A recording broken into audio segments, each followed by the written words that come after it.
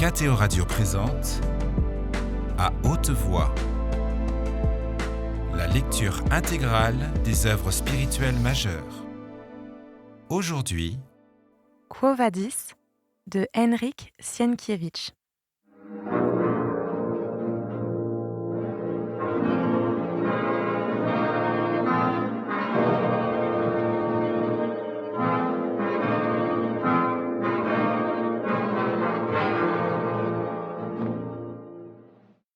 Vinicius ne reçut pas de réponse à cette lettre, car Pétrone n'écrivait pas, s'attendant visiblement à ce que César ordonne un jour ou l'autre de rentrer à Rome. La nouvelle de ce retour s'était, en effet, répandue dans la ville et avait suscité une grande joie dans les cœurs de la populace, qui attendait avec impatience la reprise des jeux et la distribution des céréales et de l'huile, dont de grandes quantités avaient été stockées à Ostie. Aelius, affranchi de Néron, avait finalement annoncé au Sénat le retour de César. Mais Néron, s'étant embarqué avec sa cour sur des bateaux au cap Misène, prenait son temps, s'arrêtant dans des villes côtières pour s'y reposer, ou bien pour s'y produire dans des théâtres. À Minturne, où il avait de nouveau chanté en public, il resta une quinzaine de jours, et il s'était même de nouveau demandé s'il ne valait pas mieux revenir à Naples et y attendre la venue du printemps qui, d'ailleurs, s'annonçait plus précoce et plus chaud que d'habitude. Pendant tout ce temps, Vinicius resta enfermé chez lui à penser à Ligie et à toutes les choses nouvelles qui préoccupaient son âme et y apportaient des notions et des sentiments qui lui avaient été jusqu'alors étrangers. Il voyait seulement de temps à autre Glaucus, le médecin, dont chaque visite l'emplissait de joie car il pouvait parler de Ligie avec lui. Glaucus ne savait pas, à vrai dire, où elle avait trouvé refuge, mais il avait assuré Vinicius que les anciens l'entouraient de beaucoup de sollicitude. Un jour aussi, ému de la tristesse de Vinicius, il lui avait dit que Pierre l'apôtre avait blâmé Crispin d'avoir reproché à Ligie son amour terrestre. À ces mots, le jeune patricien pâlit d'émotion. Il lui avait, à lui aussi, semblé plus d'une fois qu'il n'était pas indifférent à Ligie, mais souvent aussi, il retombait dans le doute et l'incertitude. Et voici que, maintenant, il entendait la confirmation de ses désirs et de ses espoirs de la bouche d'un étranger, un chrétien de surcroît. Dans un premier mouvement de reconnaissance, il voulut courir chez Pierre, mais ayant appris qu'il ne se trouvait pas dans la ville et qu'il prêchait dans la région, il conjura Glaucus de le lui amener, et il lui promit de faire de généreuses donations aux pauvres de la communauté. Il lui sembla aussi que, si Ligie l'aimait, tous les obstacles tombaient de ce fait, car il était prêt à tout moment à honorer le Christ. Bien qu'il l'encourageât ardemment à recevoir le baptême, Glaucus n'osa l'assurer que, par là même, il obtiendrait aussitôt Ligie. Il lui disait qu'il fallait demander le baptême pour le baptême lui-même et pour l'amour du Christ, et non pas pour d'autres raisons. Il faut avoir aussi une âme chrétienne, le persuadait-il. Et Vinicius, que pourtant tout obstacle irritait, commençait déjà à comprendre que Glaucus, en tant que chrétien, disait ce qu'il devait dire. Il ne se rendait pas tout à fait compte que l'un des changements les plus profonds survenus dans sa nature consistait en ceci que, jadis, il mesurait les gens et les choses seulement à travers son propre égoïsme, alors qu'à présent, il s'habituait petit à petit à la pensée que d'autres yeux que les siens pouvaient voir autrement, que d'autres cœurs que le sien pouvaient sentir autrement, et que le bien fondé de quelque chose ne signifiait pas toujours l'intérêt personnel. Souvent aussi, l'envie le prenait de voir Paul de Tarse, dont les paroles éveillaient en lui la curiosité et l'inquiétude. Il échafaudait dans son âme les arguments avec lesquels il combattrait son enseignement. Il lui opposait une résistance en pensée, mais il voulait le voir et l'entendre. Mais Paul était parti en Aricie, et lorsque les visites de Glaucus devinrent plus rares, Vinicius ressentit durement sa solitude. Il se remit à parcourir les impasses attenantes à Subur, les étroites ruelles du Transtévère, dans l'espoir d'apercevoir Ligie, ne fût-ce que de loin. Et lorsque cet amour aussi fut vain, l'ennui et l'impatience commencèrent à envahir son cœur. Vint finalement le temps où son ancienne nature se réveilla une fois encore, avec la force avec laquelle la vague montante revient sur le rivage un moment délaissé. Il lui sembla qu'il avait été stupide, qu'il s'était inutilement mis dans la tête des choses qui l'avaient conduite à la tristesse, et qu'il devait prendre de la vie ce qu'elle pouvait donner de bon. Il décida d'oublier Ligie, ou tout au moins de chercher les plaisirs et d'en profiter en dehors d'elle. Il sentait pourtant que c'était là une dernière tentative de libération. Il se jeta donc dans le tourbillon de la vie, avec toute l'énergie et l'ardeur aveugle qui lui étaient propres. La vie même semblait l'y encourager. La ville engourdie et dépeuplée durant l'hiver commençait à s'animer, dans l'espoir du prochain retour de César. On lui préparait un accueil solennel. Au surplus, le printemps était proche. La neige des cimes des monts Albins avait disparu au souffle des vents d'Afrique. Les gazons des jardins se constellaient de violettes. Sur les forums et le champ de Mars fourmillait une foule que réchauffait un soleil de plus en plus chaud. Sur la Via Appia, lieu habituel des promenades, circulaient de nombreux chars richement décorés. On faisait déjà des excursions dans les monts Albins.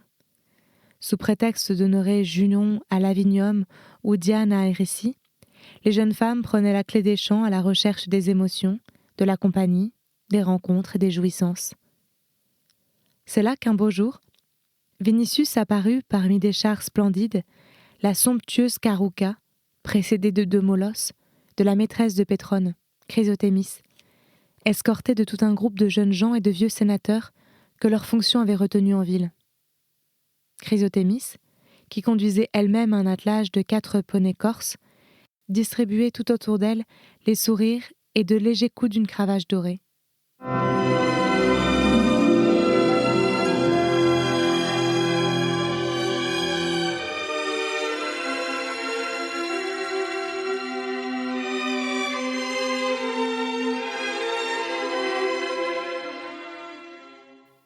Ayant aperçu Vinicius, elle arrêta les chevaux et le fit monter dans sa carouca.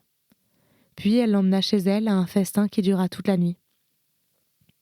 Vinicius s'enivra si fortement qu'il ne se souvint même pas du moment où on le ramena chez lui.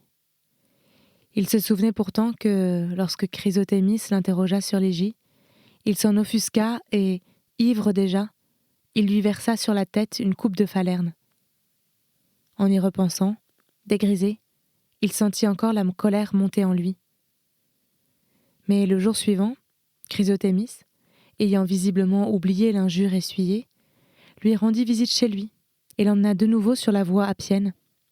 Puis elle revint chez lui pour le dîner, au cours duquel elle lui avoua qu'elle s'était depuis longtemps déjà lassée non seulement de Pétrone, mais aussi de son luthiste, et que son cœur était libre.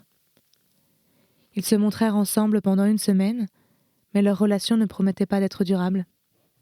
Bien que, depuis l'incident avec le falerne, le nom de Ligie ne fut plus jamais évoqué, Vinicius ne put s'empêcher de penser à elle. Il avait constamment le sentiment qu'elle ne le quittait pas des yeux, et ce sentiment le remplissait d'une sorte de crainte. Il s'indignait contre lui-même, sans pouvoir autant se débarrasser de la pensée qui l'attristait Ligie, de même que du chagrin que cette pensée faisait naître en lui. À la première scène de jalousie que Chrysothémis lui fit, à cause de 2 filles syriennes qu'il avait acquises, il la chassa, sans ménagement.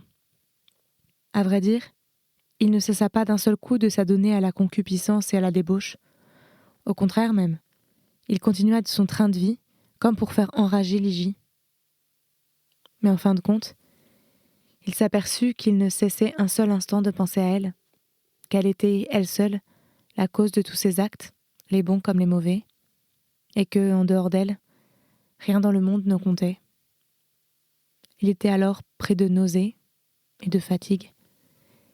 Les plaisirs le dégoûtèrent, lui laissant seulement des remords. Il lui sembla être un misérable, et ce sentiment l'emplit d'une immense stupéfaction car, jadis, tout ce qui lui convenait lui semblait bon. Il finit par perdre sa liberté, son assurance, et tomba dans une complète prostration dont même la nouvelle du retour de César ne put le tirer. Désormais, plus rien ne l'intéressait, et il ne se rendit même pas chez Pétrone tant que ce dernier ne l'eût pas appelé et n'eût envoyé sa propre laitière pour le prendre. bien qu'accueilli avec joie, Vinicius ne répondit tout d'abord que de mauvaise grâce aux questions de Pétrone. Puis, ses sentiments et ses pensées longtemps contenus jaillirent de sa bouche en un flot de paroles. Il raconta une fois encore dans les détails ses recherches faites pour retrouver Ligie et son séjour parmi les chrétiens, tout ce qu'il savait et ce qu'il avait entendu, tout ce qui lui passait par la tête et par le cœur, et enfin, il se mit à se plaindre qu'il était tombé dans un chaos dans lequel il avait perdu sa tranquillité, le don de discerner les choses et tout jugement. Rien ne l'attirait. Il ne trouvait de goût dans aucun aliment. Il ne savait à quoi s'en tenir et comment agir. Il était prêt à honorer le Christ et à le persécuter. Il comprenait l'élévation de son enseignement et en même temps avait pour lui une répulsion invincible.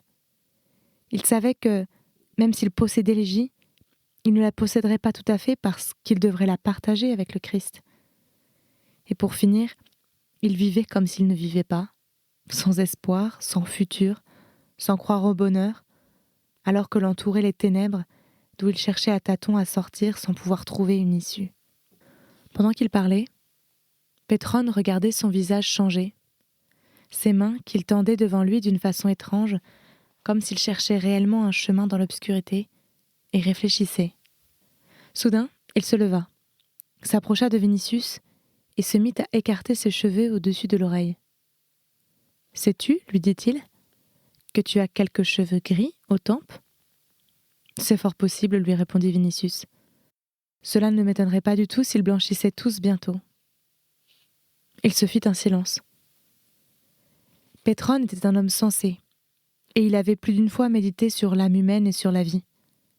Dans l'ensemble, cette vie, dans le monde dans lequel ils vivaient tous les deux, pouvait être, vue de l'extérieur, heureuse ou malheureuse, mais de l'intérieur, elle était paisible. Tout comme la foudre ou un tremblement de terre pouvait démolir un temple, un malheur pouvait bien détruire une vie, mais, en elle-même, cette vie se composait néanmoins de lignes droites et harmonieuses, exemptes de toute complication. Cependant, autre chose apparaissait dans les paroles de Vinicius, et Pétrone se trouva, pour la première fois, en présence de tout un nombre de nœuds spirituels que nul n'avait jusqu'alors cherché à démêler. Il avait assez de sagacité pour en saisir le poids, mais, malgré toute sa finesse d'esprit, il ne savait que répondre aux questions qui se posaient et, au bout d'un long moment de silence, il observa. « Ce sont sans doute des sortilèges. »« C'est bien ce que j'ai pensé, moi aussi, » répliqua Vinicius. « Il m'a semblé plus d'une fois qu'on nous avait ensorcelés, elle et moi. »« Et si tu allais consulter des prêtres de Sérapis, poursuivit Pétrone, il y a sans nul doute parmi eux, comme parmi les prêtres en général, de nombreux escrocs, mais il y en a aussi qui ont percé d'étranges mystères. » Il disait cela sans conviction et d'une voix mal assurée, car il sentait combien, dans sa bouche, ce conseil pouvait paraître piètre et même ridicule. Vinicius se frotta le front et poursuivit. « Des sortilèges. J'ai vu des sorciers qui faisaient appel à des forces souterraines inconnues pour en tirer profit. J'en ai vu aussi qui recouraient à elles pour nuire à leurs ennemis. Mais les chrétiens, eux, vivent dans la pauvreté. Ils pardonnent à leurs ennemis, proclament l'humilité, la vertu et la miséricorde. Alors quels avantages pourraient-ils tirer de sortilèges? Et pourquoi devraient-ils les jeter? » Pétrone commençait à s'irriter contre lui-même d'être incapable de trouver une réponse à tout cela, mais, ne voulant pas l'admettre, il répondit sans trop réfléchir. « C'est une nouvelle secte. » Au bout d'un moment, il ajouta.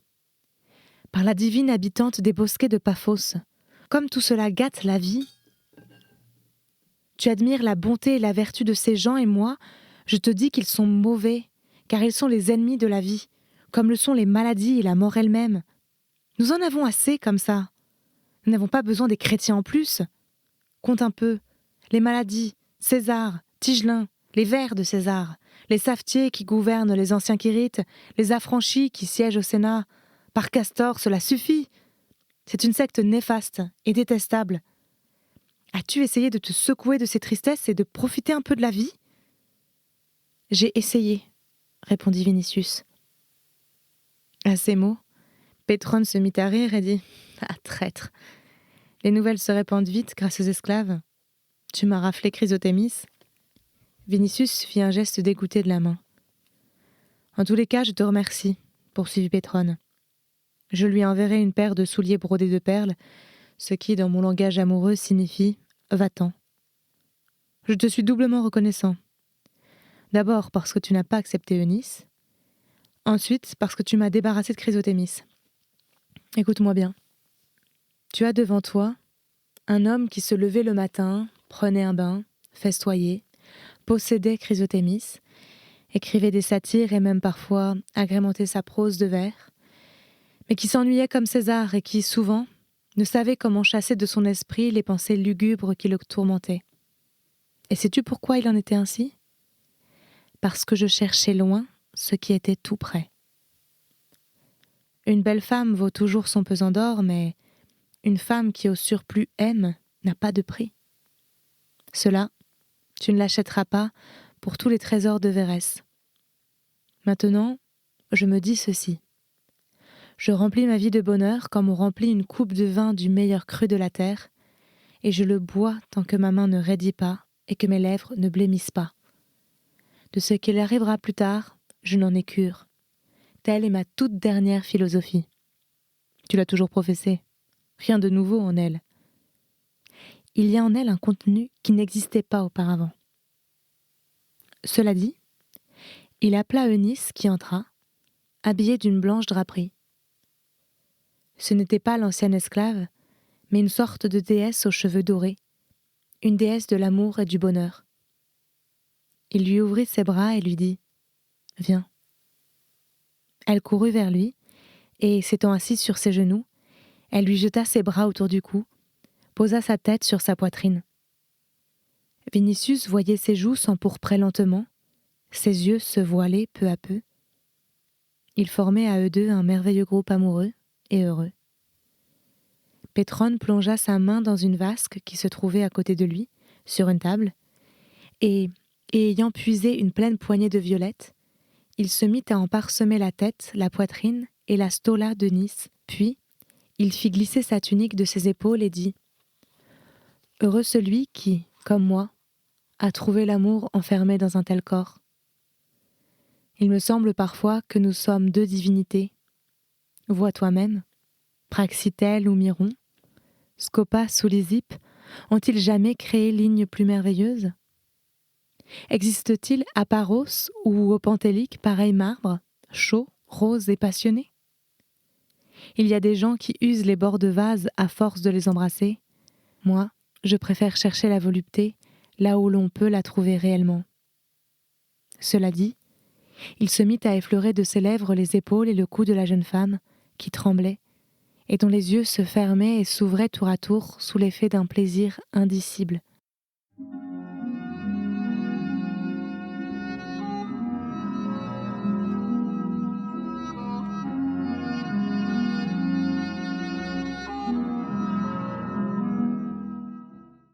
Pétrone releva sa tête raffinée et, se tournant vers Vinicius, il lui dit « Et maintenant, pense un peu à ce que sont, comparés à cela, tes lugubres chrétiens. Et si tu ne saisis pas la différence, alors va les rejoindre. Mais ce spectacle t'aura guéri. » Vinicius gonfla ses narines, aspirant le parfum des violettes qui embaumaient toute la salle, et pâlit, car la pensée lui vint que s'il avait pu ainsi promener ses lèvres sur les épaules de Ligie, cela aurait été une sorte de plaisir sacrilège si grand qu'il accepterait de voir le monde crouler.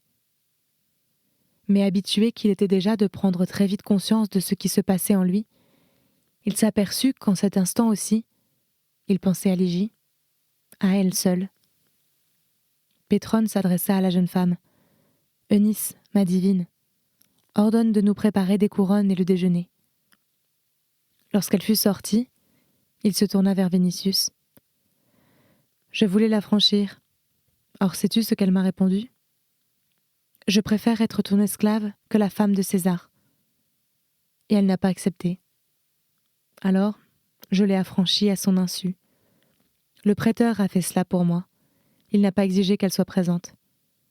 Elle ne le sait pas, tout comme elle ne sait pas que cette maison et tous mes joyaux, à l'exception des gemmes, lui appartiendront au cas où je mourrai. Sur ces mots, il se leva, fit quelques pas dans la salle et poursuivit. L'amour change les uns beaucoup, les autres moins. Jadis, j'aimais l'odeur de la verveine, mais comme Eunice préfère les violettes, je les aime dorénavant moi aussi par-dessus tout et, depuis que le printemps est arrivé, nous ne respirons que l'odeur des violettes. Il s'arrêta devant Vinicius et lui demanda « Et toi, tu restes fidèle au nard ?»« Laisse-moi tranquille, » rétorqua le jeune homme.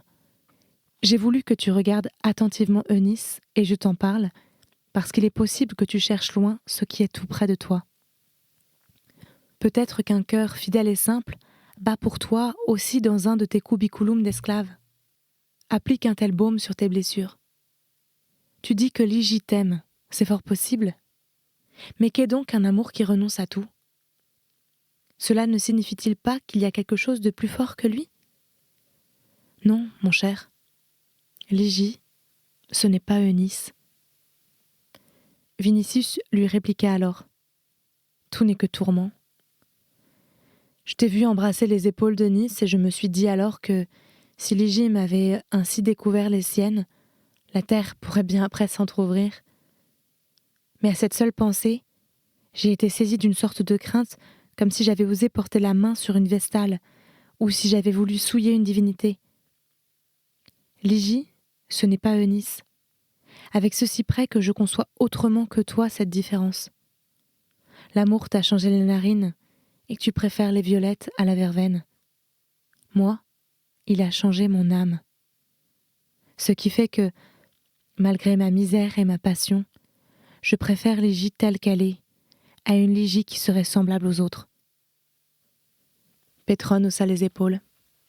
En ce cas, tu n'es pas à plaindre. Mais moi, je ne le comprends pas. Vinicius lui répondit fiévreusement. Oui, oui, nous ne pouvons plus nous comprendre.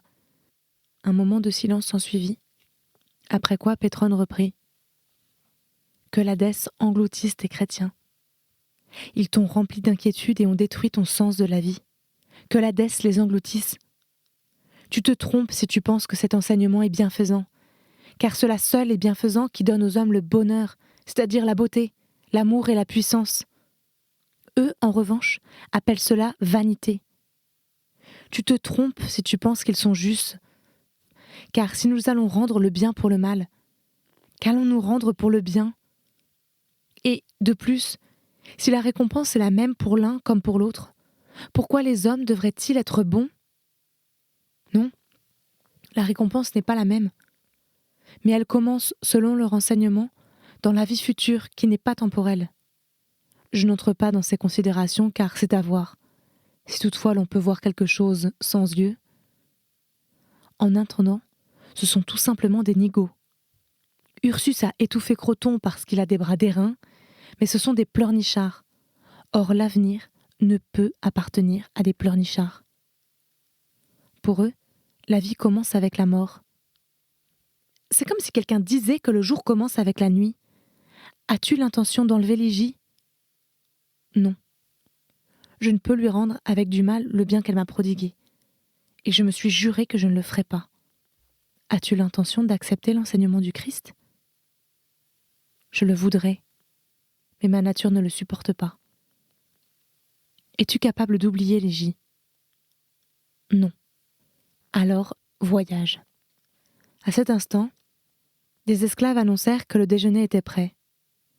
Mais Pétrone, auquel il semblait qu'il lui était venu une bonne idée, poursuivit en se dirigeant vers le triclinium. « Tu as parcouru une bonne partie du monde, mais seulement comme soldat, qui a hâte de gagner son lieu de destination et ne s'arrête pas en cours de route. Viens avec nous en Achaïe. » César n'a pas, jusqu'à présent, renoncé à son projet de voyage. Il s'arrêtera partout en cours de route, chantera, recueillera des couronnes, pillera les temples et, finalement, reviendra en triomphateur en Italie. Ce sera une sorte de cortège de Bacchus et d'Apollon en une seule personne. Les Augustans, les Augustanes, des milliers de cithars, par Castor. Cela vaut la peine d'être vu, car le monde n'a, jusqu'à présent, rien vu de tel. Il s'allongea sur un banc devant la table, à côté de Nice, Et pendant qu'un esclave lui mettait sur la tête une couronne d'anémone, il poursuivit. « Qu'as-tu vu au service de Corbulon ? Rien. As-tu sérieusement visité les temples grecs comme moi je l'ai fait ? Moi qui suis, pendant 2 ans, passé des mains d'un guide aux mains d'un autre guide ? Es-tu allé à Rhodes voir le lieu où se dressait le colosse ? As-tu vu à Panopie, en Phocide, l'argile avec laquelle Prométhée pétrissait les hommes ? Ou bien à Sparte, l'œuf pondu par Léda ? Ou encore à Athènes, la fameuse cuirasse sarmate faite de sabots de cheval ? Ou encore à Eubée, le vaisseau d'Agamemnon ? Ou la coupe moulée sur le sein gauche d'Hélène ? As-tu vu Alexandrie ? Memphis ? Les pyramides ? Le cheveu qu'Isis s'arracha de chagrin à la perte d'Osiris ? As-tu entendu le gémissement de Memnon ? Le monde est vaste, et tout ne finit pas au Transtévère. Moi, j'accompagnerai César. Puis, lorsqu'il rentrera, je le quitterai et me rendrai à Chypre, car ma nymphe aux cheveux d'or souhaite que nous allions ensemble à Paphos déposer des colombes en offrande à Cypris, et il faut que tu saches que tout ce qu'elle désire est réalisé. Je suis ton esclave, souligna Eunice. Mais lui, posant sa tête couronnée sur le sein d'Eunice, lui répondit avec un sourire. Alors je suis l'esclave d'une esclave. Je t'admire, ma divine, des pieds à la tête. Puis, s'adressant à Vinicius, viens avec nous à Chypre. Mais auparavant, souviens-toi que tu dois aller voir César. Il est déplorable que tu ne sois pas allé jusqu'ici. Tigellin risque d'exploiter cela à ton désavantage. Il n'a pas à vrai dire de haine personnelle pour toi, mais il ne peut t'aimer ne fût-ce que parce que tu es mon neveu. Nous dirons que tu as été malade. Il nous faut réfléchir à ce que tu dois répondre au cas où César t'interrogerait sur Ligie. Le mieux serait que tu minimises l'affaire et dises qu'elle était avec toi jusqu'à ce que tu t'en sois lassé. Lui le comprendra.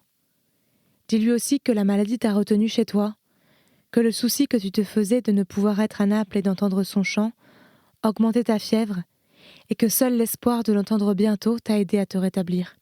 Ne crains pas d'exagérer. Tigellin annonce qu'il inventera pour César quelque chose non seulement de grand, mais aussi de gros. J'ai peur toutefois qu'il ne sape mon autorité. Je crains aussi ton humeur. Sais-tu, observa Vinicius, qu'il y a des gens qui n'ont pas peur de César et qui vivent aussi tranquillement que s'il n'existait pas dans le monde ? Je sais de qui tu parles, des chrétiens. Oui, eux seuls. Qu'est donc notre vie sinon une peur continuelle ? Laisse-moi tranquille avec les chrétiens. Ils n'ont pas peur de César parce que lui n'a sans doute pas entendu parler d'eux. En tout cas, il ne sait rien à leur sujet, et il l'intéresse autant que les feuilles mortes. Et moi, je te dis que ce sont des propres à rien, que tu le sens toi-même, et que si ta nature a de la répulsion pour leur enseignement, c'est bien parce que tu sens leur incapacité. Tu es un homme pétré d'une autre argile, et donc cesse de penser à eux et de m'en parler. Nous sommes capables de vivre et de mourir. Et eux, de quoi sont-ils capables ? On ne le sait. Ces paroles troublèrent Vinicius, qui, de retour chez lui, commença à se demander si cette bonté et cette miséricorde des chrétiens n'étaient pas en réalité une preuve de mollesse de leur âme.